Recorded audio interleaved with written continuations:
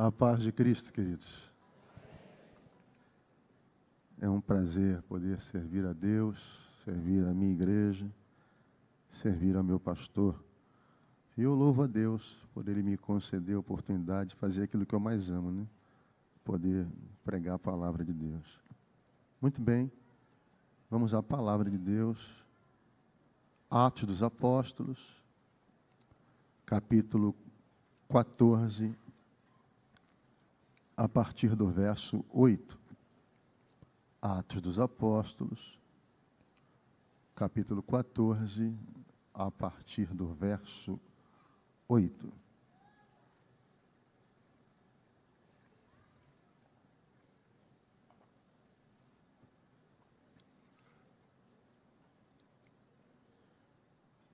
Estava sentado em Listra certo varão leso dos pés, coxo desde o ventre de sua mãe, o qual nunca tinha andado. Este ouviu falar Paulo, que fixando nele os olhos, e vendo que tinha fé para ser curado, disse em voz alta: levanta-te direito sobre os teus pés. E ele saltou e andou. Nós acabamos de ler alguns versículos aqui do livro de Atos dos Apóstolos. Atos foi escrito por Lucas, o médico amado, e companheiro do apóstolo Paulo em suas viagens missionárias. Os pais da igreja sugeriram que este livro, ao invés de se chamar Atos dos Apóstolos, fosse chamado Atos do Espírito Santo, porque a gente percebe uma ação extraordinária do Espírito Santo nos seus 28 capítulos. Para que você tenha ideia, por 43 vezes Lucas vai citar o nome Espírito Santo.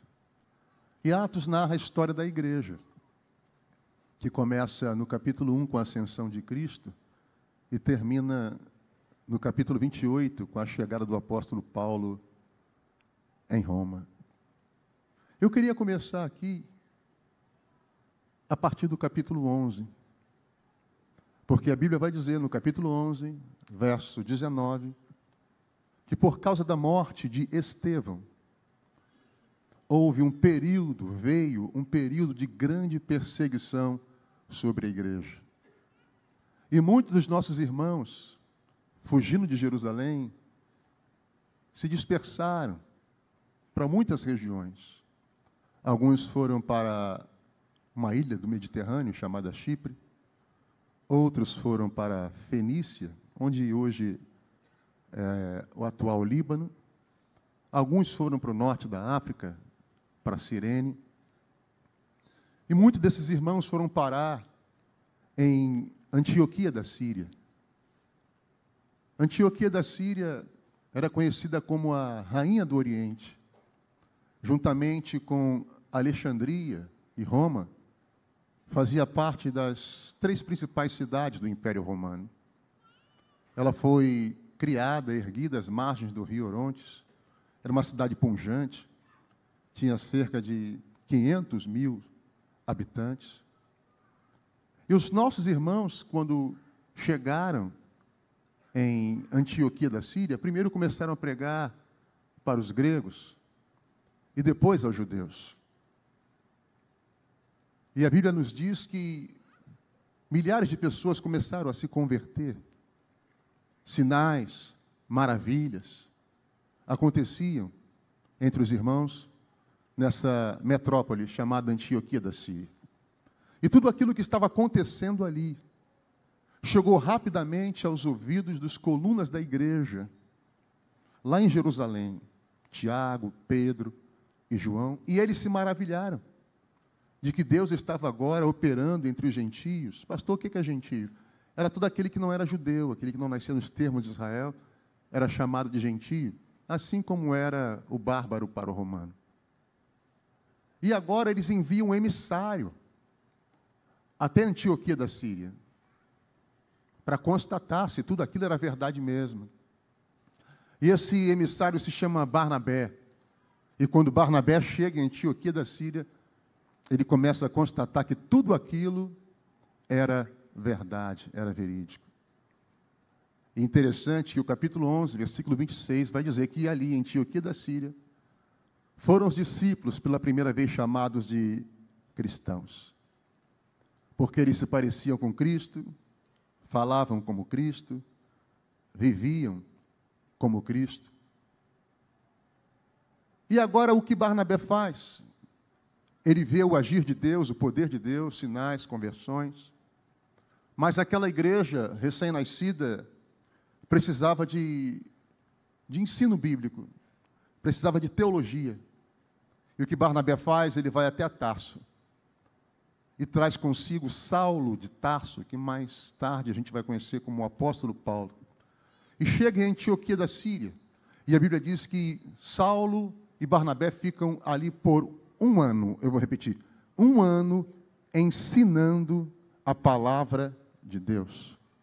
E o capítulo 13, verso 1, vai dizer que na igreja de Antioquia da Síria havia profetas e mestres, a saber, Barnabé, Simeão, Lúcio, Manaém e Saulo de Tarso. Agora a teologia está boa. Agora tem profetas, agora tem mestres e agora tem ensino. Agora, o termômetro desta igreja, o ambiente espiritual dessa igreja é que me chama a atenção. É que o versículo de número 2 diz que eles estavam servindo ao Senhor e jejuando. Você sabe que o Novo Testamento foi escrito no idioma grego. E servir aqui é liturgia, é prestar culto. É o que nós estamos fazendo aqui hoje. Então eles estavam prestando culto ao Senhor e jejuando. Olha o ambiente espiritual desta igreja. Primeiro tinha profetas e tinha mestres, tinha a palavra profética, tinha poder de Deus, tinha a graça, mas era uma igreja que era cheia do conhecimento.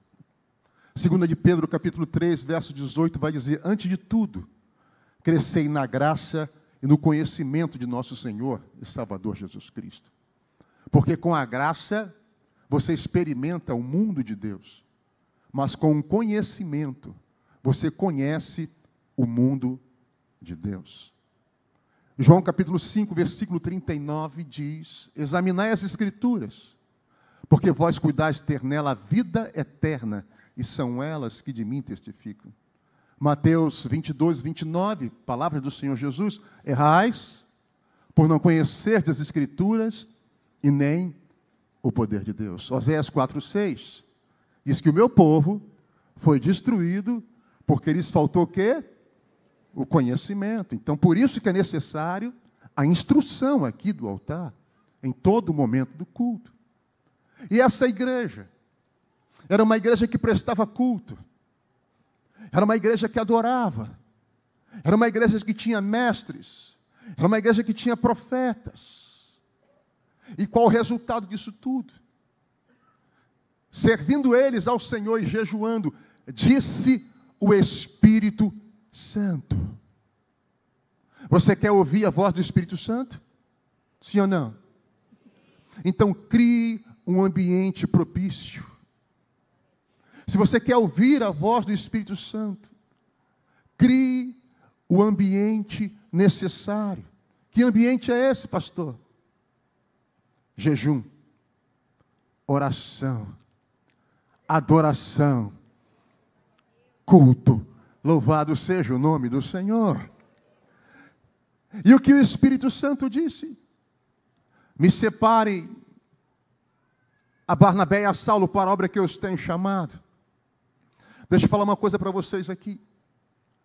Pastor não escolhe ninguém. Pastor só reconhece que o Espírito Santo já separou.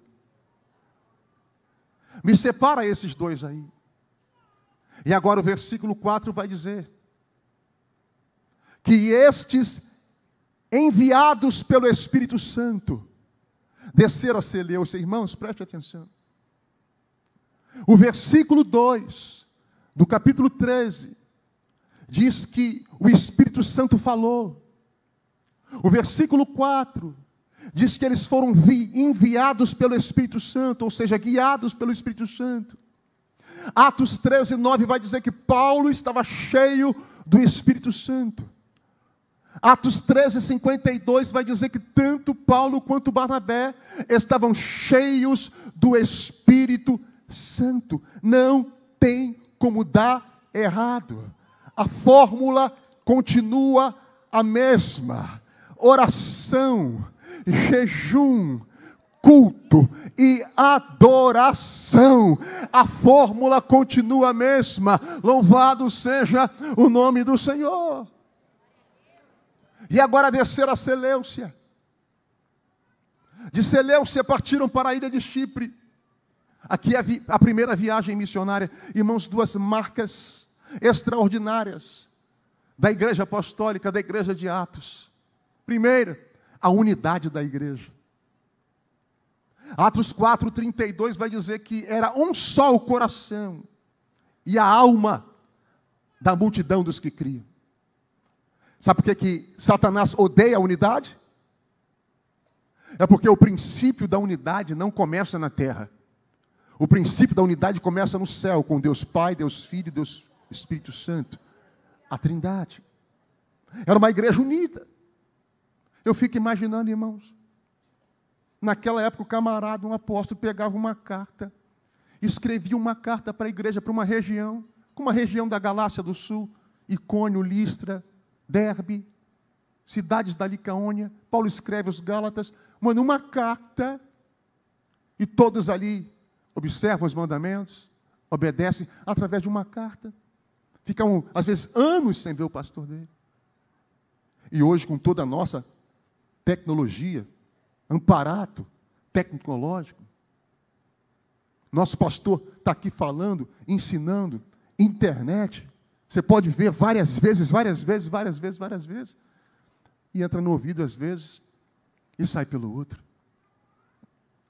Esses camaradas aqui, enviados pelo Espírito Santo, agora eles saem de Chipre e passam por Salamina, pregando o Evangelho. De Salamina, atravessam a ilha e chegam a Pafos. E ali em Pafos acontece algo extraordinário. O procônsul Sérgio Paulo se converte com a pregação de Paulo e de Barnabé. Eles partem de Pafos e vão para Perge da Panfilha e continuam pregando o Evangelho. De Perge da Panfilha, vão para Antioquia da Pisídia. E na Antioquia da Pisídia, a Bíblia diz que milagres extraordinários acontecem. Salvação de almas. E deixa eu te falar uma coisa aqui. Não precisa você esperar chegar no céu para pegar o esboço do sermão do apóstolo Paulo. Está lá no capítulo 13, a pregação dele na sinagoga de Antioquia da Pisídia. E o que me chama a atenção é que quando Paulo acaba de pregar, os gentios se aproximam de Paulo e dizem assim: você pode voltar aqui no sábado que vem? Para quê? Nós queremos que você nos pregue essa mesma pregação. Não é outra, não.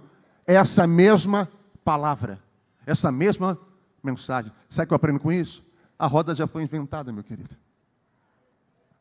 A mensagem é que Jesus Cristo salva, Ele liberta, Ele transforma, Ele cura, Ele prepara o homem não só para essa vida, mas para uma vida eterna. Louvado seja o nome do Senhor Jesus. E agora eles partem de Icônio, partem para Icônio. E quando chegam em Icônio, eles pregam o Evangelho na sinagoga dos judeus. E a Bíblia diz que há um motim para apedrejarem Paulo e Barnabé. E agora eles partem para Listra e Derbe, cidades da Licaônia. Escute isso aqui, irmãos. Listra era uma província romana, onde muitos soldados, quando se aposentavam, ganhavam terras do Império Romano, assentamentos, para ali viverem. A maioria ali era de romanos, porque você não vê uma sinagoga dos judeus. Ou havia quase nenhum judeus, ou nenhum judeus ali. Porque você vê sinagoga em Antioquia da Pisídia, você vê sinagoga em Icônio, mas quando eles chegam agora aqui, Paulo não está pregando em uma sinagoga, ele vai direto para a rua. Eu não sei se ele está pregando em uma praça pública ou nos portões da cidade. Mas fato é que Paulo agora, ele começa a pregar. Ele não perdia a oportunidade, ele começa a pregar. E a Bíblia diz que enquanto ele está pregando, começa a fluir pessoas. E havia ali um homem, paralítico desde o ventre de sua mãe, o qual nunca tinha andado. A primeira coisa que eu aprendo com este texto é que o poder de Deus muda os impossíveis humanos. Ele era paralítico desde o ventre. Não podia andar, pastor, e quem atesta isso? Um médico. Que médico, pastor? O médico que escreveu Atos dos Apóstolos, Lucas. Ela testemunha ocular de todos os fatos que aconteceram. Lucas está dizendo, esse camarada aí, olha, eu como médico atesto, ele não pode andar, ele é paralítico desde o ventre da mãe dele. Mas a primeira coisa que eu aprendo com esse texto é que o poder de Deus muda os impossíveis humanos. Lucas capítulo 1, versículo 37, diz que para Deus nada é impossível. Gênesis capítulo 18, verso 14. Você sabe a história, Sara era estéril, Abraão já era avançado em idade, humanamente não podiam ter filhos, e o Senhor diz para Sara e para Abraão, porventura haveria alguma coisa demasiadamente difícil para o Senhor?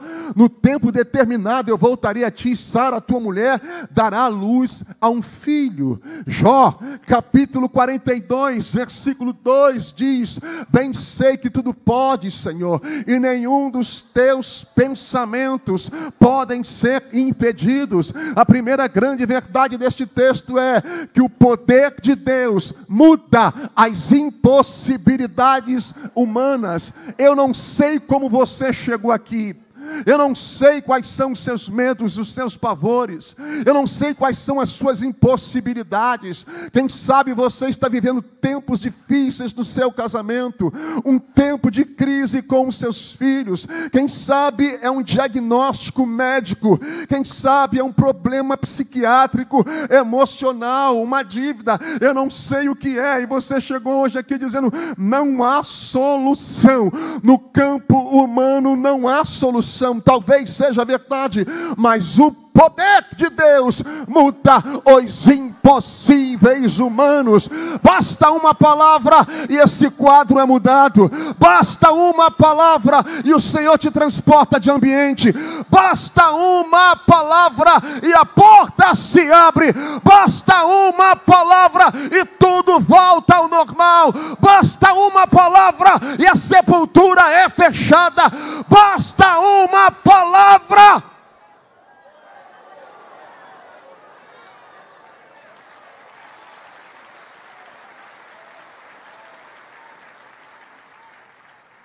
A segunda grande verdade que eu aprendo com este texto, ele foi curado enquanto participava do culto. Eu vou te dar uma segunda oportunidade. Ele foi curado na hora do culto. Ele foi curado enquanto participava e assistia ao culto. Aonde o senhor quer chegar, pastor? O ambiente é propício aqui hoje, hein? Isso aqui é terra de milagres, hein? Você está no culto, você está ligado com Deus aí? Aleluia! O teu milagre pode acontecer agora. É na hora do culto, é neste momento, no momento da adoração, no momento da entrega, em que você está adorando, glorificando e bendizendo a Deus. É neste momento que o nó é desatado, é neste momento que Ele está visitando o teu filho e a tua filha. Eu quero liberar uma palavra profética. Mãe, descansa o teu coração. A porta da arca só vai se fechar quando essa menina entrar, quando esse moço entrar. Você se esqueceu que ele foi orado no ventre, esqueceu disso. Você se esqueceu que ele veio ao mundo debaixo de promessa. Ei, foi na hora do culto. Foi na hora do culto. Eu creio que estão acontecendo milagres agora. Na hora do culto. O Senhor está visitando pessoas. Agora, na hora do culto. O Senhor está tocando na tua vida. É agora, na hora do culto. Essa dor vai sair agora. Esse caroço vai ser expelido agora. Na hora do culto.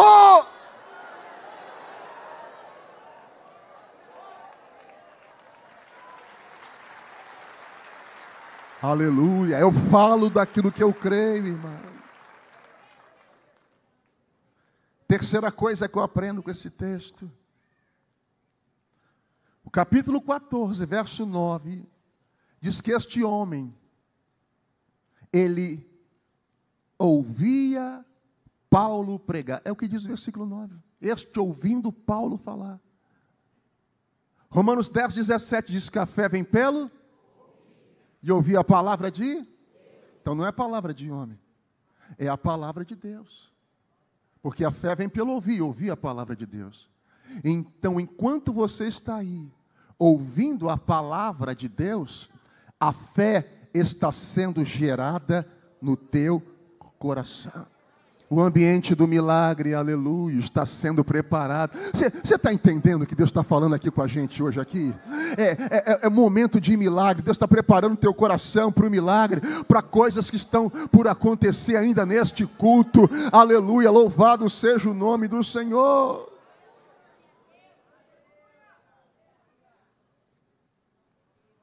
Aonde o Senhor quer chegar, pastor? Ele foi curado na hora da pregação da palavra.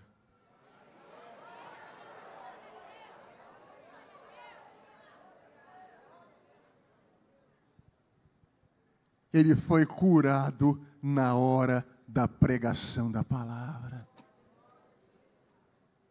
Sabe por quê? Porque é a fé de quem ouve com a fé de quem prega.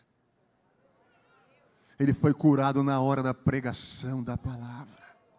Eu creio, irmãos, do fundo do meu coração, que neste momento que a palavra está sendo pregada, cadeias estão sendo quebradas. Correntes estão sendo destruídas. Cadeados estão sendo arrebentados. Prisões espirituais estão sendo abertas, demônios estão sendo expulsos, curas estão acontecendo agora, na hora da pregação da palavra. Deus está visitando o teu corpo agora, na hora da pregação da palavra. Deus está visitando o teu emocional, a tua mente agora, na hora da pregação da palavra. Está acontecendo um milagre agora, na hora da pregação da palavra. Aleluia. Glória a Deus. Aleluia. Outra coisa que eu aprendo com esse texto. Versículo 9 diz que Paulo olhou para esse camarada. Tinha muita gente, irmãos. Mas o versículo 9 diz que Paulo, fixando os olhos nele, viu que ele tinha fé para ser curado. Irmãos, eu confesso a vocês que eu aprendi isso aqui depois de burro velho. Esses dias aí. Eu não sabia disso. Eu vou repetir. Paulo, fixando os olhos nele, viu que ele tinha fé para ser curado. Você sabia que a fé pode ser vista? Eu não sabia disso, irmão. Para mim, era algo abstrato. Paulo, fixando os olhos nele, viu que ele tinha fé para ser curado. A fé pode ser vista. Eu fico imaginando Paulo pregando. Tem alguma coisa diferente nesse camarada que estava chamando a atenção do pregador, irmão. O pregador estava pregando e ele percebeu alguma coisa diferente naquele camarada. Fixou os olhos nele. Paulo, eu estou sentindo cheiro de milagre, o apóstolo. Eu tô sentindo uma áurea de milagre. Vai acontecer milagre, e eu sei já onde é, hein? Aleluia! A fé pode ser vista. Paulo percebeu, irmãos, que na hora da pregação da palavra, aquele camarada não estava olhando para as notificações do WhatsApp, do Instagram. Paulo começou a perceber que na hora da palavra, aquele cara não estava inquieto, querendo ir embora. Paulo percebeu que aquele cara, na hora da pregação da palavra, não estava olhando para o relógio toda hora para ver que hora o culto ia acabar. Paulo começou a perceber que aquele camarada, no momento da palavra, ele estava igual um faminto diante de um prato de comida assim, ó. Paulo começou a perceber que aquele camarada estava igual um sedento diante de uma fonte de água. Manda, Paulo, manda. Eu não quero saber do vestido da fulana, do sapato da ciclana. Eu não quero saber como fulano está vestido, Beltrano está vestido. Eu não quero saber de nada. Eu vim aqui para adorar, Paulo. Eu vim aqui para exaltar Jesus, Paulo. Eu vim aqui para ouvir a pregação da palavra. Eu vim aqui para dar rajada de glória a Deus e aleluia, Paulo. Eu vim aqui para levantar a minha mão, Paulo. Eu vim buscar o meu milagre, Paulo. Não é mais um culto, Paulo. É o dia do meu milagre.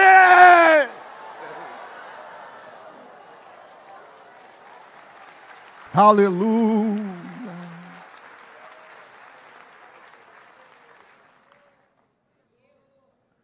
O que significa? Você nunca mais vai assistir um culto como antes.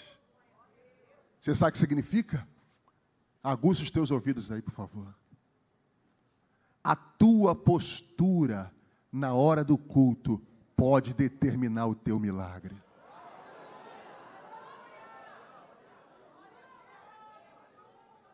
A tua postura na hora do culto pode determinar o teu milagre. Aquele cara não estava na hora do culto assim, ó.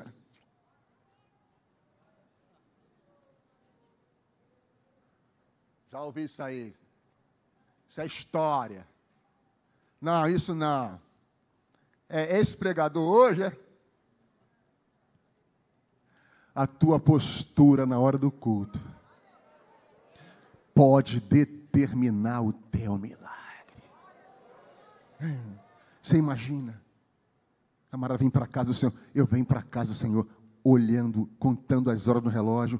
Vão para casa do Senhor, ninguém vai se atrasar. Não, hoje não tem clássico, não tem brasileirão, não tem nada. A gente vai adorar a Jesus. Passou daquela porta ali, o teu negócio é com Jesus.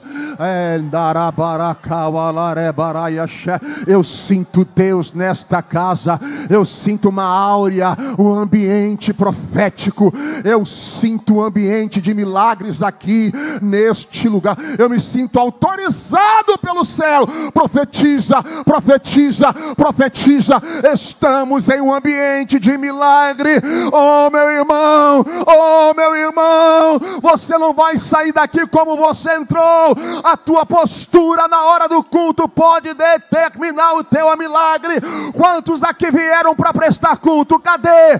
Quantos vieram aqui para adorar? Quantos vieram aqui para bendizer? Quantos vieram aqui para glorificar? Cadê? Cadê?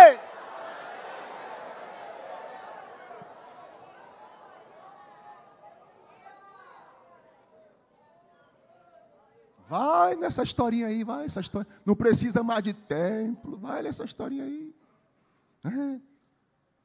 Irmão, eu estou vendo, irmãos, gente que era os ícones da minha geração, dizendo que não precisa mais de templo, que Romanos 7 e 8 foi desnecessário Paulo ter escrito, que Gênesis 1, 2, 3 é fábulas. Foi o que o pastor disse aqui. O importante não é como você começa, é como você termina. Lembra de Jacó, Gênesis 28? Quando ele tem a revelação da escada, que desce do céu à terra, e os anjos subiam e desciam. Ele tinha uma pedra por travesseiro. Ele acordou, derramou azeite naquela pedra, naquele lugar, e disse: esse aqui é um ambiente diferente. Quão terrível é este lugar. Deus estava aqui e eu não sabia. Talvez você não saiba, mas Ele está aqui. Aleluia. Ele vai guerrear as tuas guerras. Pastor, esse papo aí de pentecostal, guerrear as guerras, então rasga Êxodo 15:3, Cântico de Moisés. Ele vai dizer: o Senhor é homem de guerra, Jeová é o seu nome, Ele é varão de guerra, e Ele, aleluia, Ele desceu para guerrear. Tem gente que está aqui hoje dizendo assim: mas Deus não ouviu minha oração, não, Deus não está me ouvindo, Deus não está me vendo. Ainda Moisés, aqui comigo. Esquece não, a tua postura na hora do culto pode determinar o teu milagre. Êxodo, capítulo 3, versículo 7. Deus diz a Moisés: eu tenho visto, olhado, atentamente a aflição do meu povo. Eu tenho ouvido o seu clamor. E eu tenho conhecido as suas dores. Diga comigo: Deus vê, Deus ouve, Deus sabe. E aí o versículo 8, parte A, diz o Senhor: e eu desci para livrar o meu povo. Descansa o teu coração. O teu Deus vê, o teu Deus vê, o teu Deus ouve, o teu Deus sabe, e Ele desceu para guerrear as tuas guerras. Você pode por alguns segundos glorificar a Deus.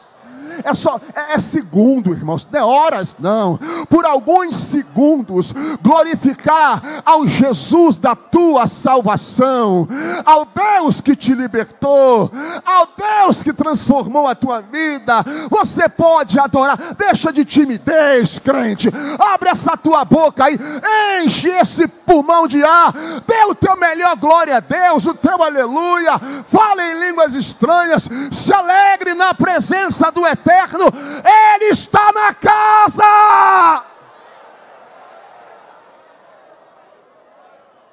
Aleluia, aleluia, aleluia, aleluia, aleluia, aleluia.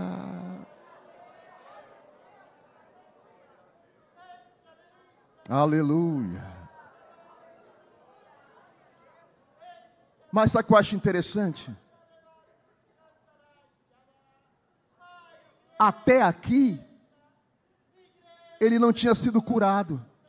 Até aqui, não tinha acontecido nada. E o que faltou aqui? Escute isso aqui. O que veio? O comando. Faltava o quê? Faltava o decreto. Faltava o comando. Paulo viu a fé dele. Paulo viu que ele tinha fé para ser curado. Ele tinha uma postura no momento culto, mas faltava o quê? Faltava o decreto. E aí Paulo libera a palavra. Paulo diz: levanta em nome de Jesus. Mais uma vez, Paulo disse: levanta em nome de Jesus. Depois que Paulo viu a fé dele, veio o comando, veio o decreto. Eu quero liberar uma palavra da parte do céu, não minha, mas da parte do céu para a sua vida. Talvez você entrou hoje aqui, você está com a postura na hora do culto, você tem fé, você está cheio de Deus, e o que falta, pastor? Não faltava mais, está descendo do céu um decreto para a sua vida, e nesse decreto está escrito vitória. Está descendo um comando sobre a tua casa, está descendo um decreto sobre esta igreja, está descendo um decreto sobre a sua família. Vem um comando de Deus.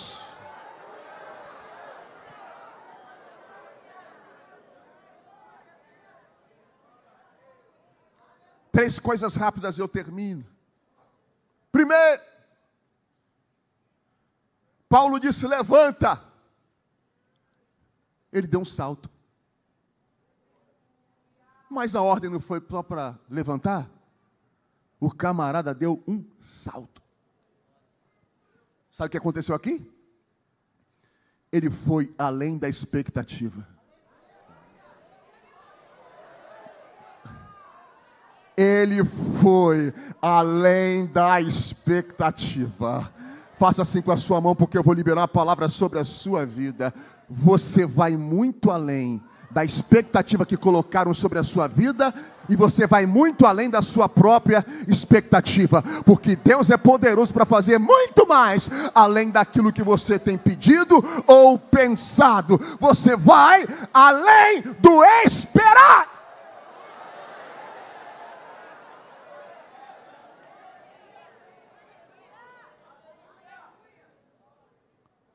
Três coisas aconteceram e eu termino. Primeiro, ele levantou. Ele foi curado. E ele deu um salto. Você crê que Deus está falando contigo hoje aqui? De verdade? Você está aqui no culto? Você está aqui? Três coisas aconteceram. Primeiro, ele foi curado. Existe uma unção de cura aqui neste lugar.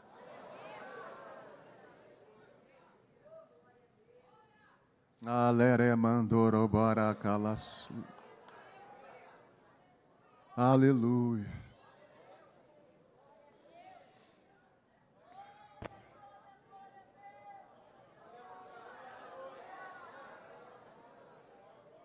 Irmãos, esses últimos meses para mim foram dias desafiadores. Minha irmã está aqui. E ela sabe do que eu vou falar. A nossa família tem um histórico muito grande de câncer. Meu avô teve câncer de próstata, meu pai teve câncer de próstata, e meu irmão terminou o tratamento de câncer de próstata. E o meu urologista, doutor Sampaio, ele viu o PSA e disse assim: Alfredo, vamos correr, porque a gente precisa fazer uma ressonância urgente. Aí você já viu, né? Como é que eu fiquei, né? E fui fazer aquela ressonância da região pélvica. E eu falei: Jesus, está na tua mão. Vamos embora, vamos para frente. O máximo que a morte pode fazer comigo é me entregar para Jesus. Mas se tu quiser ouvir minha oração, deixa eu ficar mais um pouco. Não tá nada. Né? Mais um pouquinho é bom, né? Mais um pouquinho. E pô, esse negócio tinha que ser na hora, né, irmão? Por que tem que levar 3 dias, 4 dias, né? É uma coisa terrível. E aí, diagnóstico: Alfredo, você não tem nada.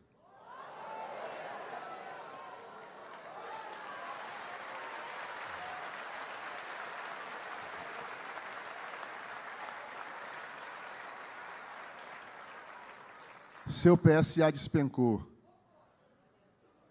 Eu disse: louvado seja o nome de Jesus. Mas vamos voltar aqui para o ex-paralítico e para o Paulo. Primeira coisa que aconteceu, ele foi curado. Eu profetizo cura sobre a sua vida. Segunda coisa, ele se levantou. Ele não está mais no chão, irmão. Prostrado. E agora, aleluia, ele se levantou. Eu não sei como você entrou aqui, mas você vai se levantar, viu? Irmãos, é difícil. Eu sei que é difícil. A pancada, o baque, a notícia ruim, o problema, aquilo que você não esperava aconteceu. Você vai se levantar, tá? Porque tem uma mão poderosa. Pastor, estou no fundo do poço. Essa mão vai lá, ela te alcança. Fica tranquilo. Pastor, estou aprisionado. Ele dá um sopro, essas cadeias se quebram, ele abre a porta, te arranca daí, por amor a você. Você vai se levantar, você vai sair dessa, tá, irmão?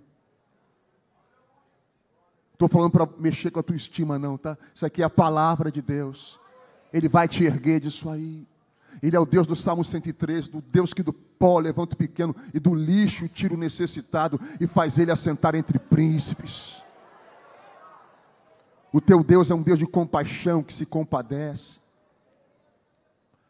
A terceira coisa, e aqui eu termino. Eu não vou ser leviano de dizer que isso aqui é para todo mundo, mas é para algumas pessoas aqui. Eu não sei se ainda é em 2024, mas tem pessoas aqui nessa igreja que vão dar um salto na vida.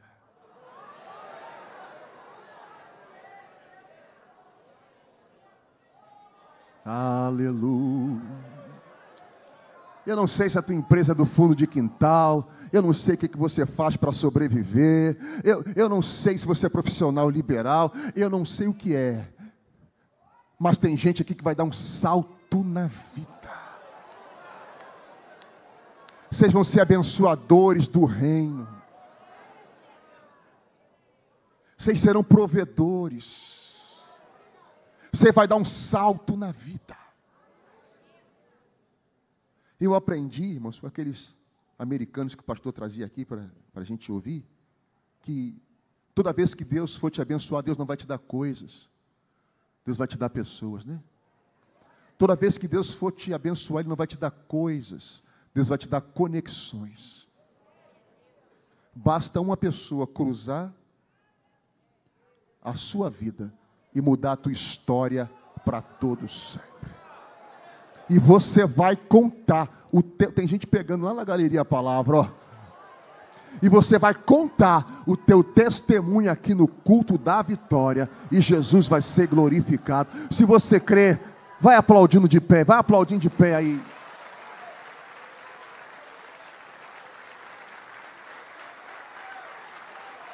É para Jesus, pode ser mais forte, né? Aleluia, aleluia. Aleluia, glória a Deus. Aleluia, glória a Deus.